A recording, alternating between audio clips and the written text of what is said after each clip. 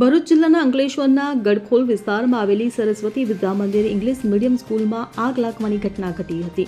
જો કે સદનસીબે આ ઘટના શાળાનો સમય પૂરો થયા બાદ બની હોવાથી મોટી જાનહાનિ ટળવા પામી હતી, જેને પગલે 400 જેટલા વિદ્યાર્થીઓ સુરક્ષિત રહ્યા હતા. મળતી માહિતી મુજબ આગની ઘટના બપોરે શાળા છૂટ્યા બાદ બની હતી.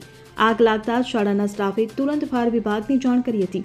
જો કે શાળા સુધી પહોંચતા સાંકડા રસ્તાઓને કારણે ફાયર બ્રિગેડની ગાડી સમયસર પહોંચી શકી નહોતી.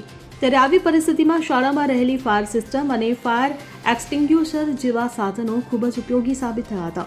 શાળાના સ્ટાફ અને આસપાસના લોકોએ સમય સૂચકતા વાપરીને આ સાધનોની મદદથી આગ પર કાબૂ મેળવ્યો હતો. આગની ઘટનામાં શાળાનું થોડું ફર્નિચર બળીને ખાખ થઈ ગયું હતું. આગને કારણે ધુમાડાના ગોટે ગોટા નીકળતા આસપાસના વિસ્તારમાં ગભરાટ ફેલાયો હતો. જો કે સદનસીબે કોઈ મોટી દુર્ઘટના થઈ નથી. આ ઘટના એ દર્શાવે છે કે શાળાઓમાં ફાયર સેફ્ટીના સાધનો હોવા કેટલા જરૂરી છે. Bureau report CN24 news. હવે જુઓ દેશ દુનિયાની તમામ ખબરો તમારી આંગળીના ટેરવે.